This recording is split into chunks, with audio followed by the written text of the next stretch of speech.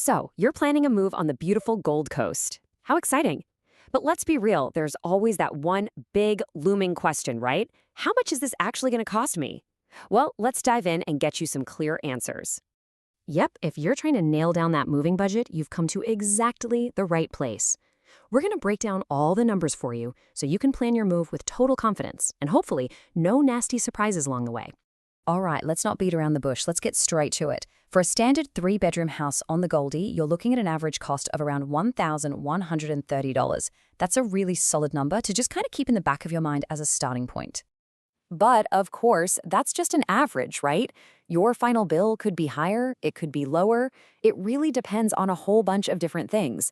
So, what are those things? And more importantly, how can you figure out what your move is actually going to cost? Okay, so the first and probably the biggest piece of this whole puzzle is, you guessed it, the size of your home. It's the most straightforward way to figure out how much stuff you have, and well, that translates directly into time and money. And you can really see how this plays out in the numbers. For a small studio or a one-bedroom unit, you might be looking at anywhere from, say, $270 to $720. But jump up to a two-bed, now we're talking $540 to over $1,000. Our average three-bedder sits in that $900 to $1,600 range, and if you've got a big four-bedroom place, you could easily be pushing $2,000 or even more. It's a pretty simple equation, really. More rooms, more stuff, more time, more money. But it's not just about the size of your house. There are a few other key things that can really make that final price swing up or down. So let's get into the nitty-gritty of what those are. Okay, this is a big one. Access. Think about it. If you're on the ground floor and the truck can park right out front, the movers are going to be in and out super fast. That means a lower cost for you. But what if they have to deal with 3 flights of stairs? Or there's no elevator? Or they have to park way down the street and walk everything a long way? All of that adds time to the clock, and you'll definitely see that on your final bill.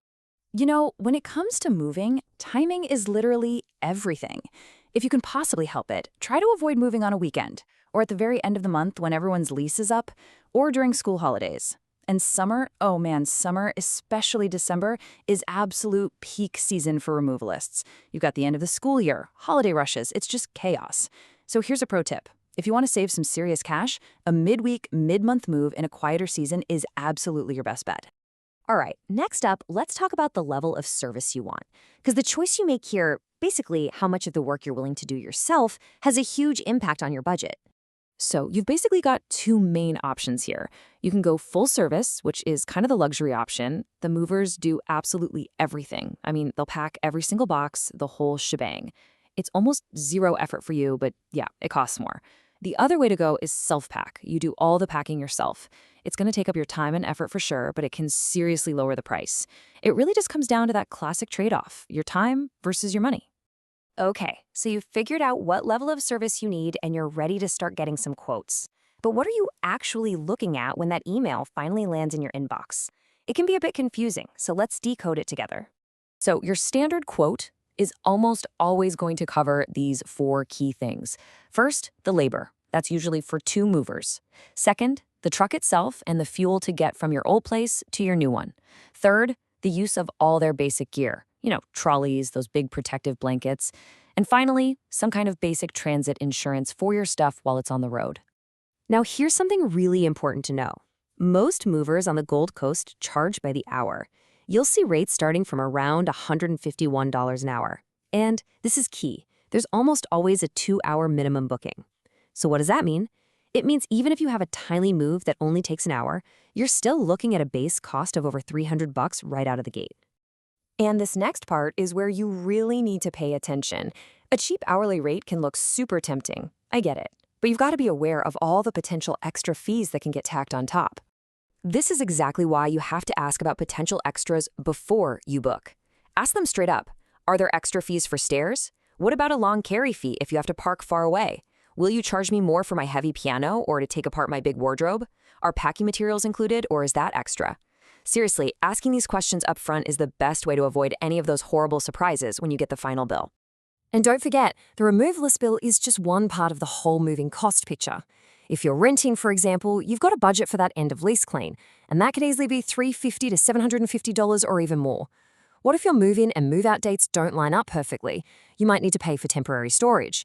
And oh yeah, don't forget to check with your utility providers. Sometimes they'll sting you with connection fees.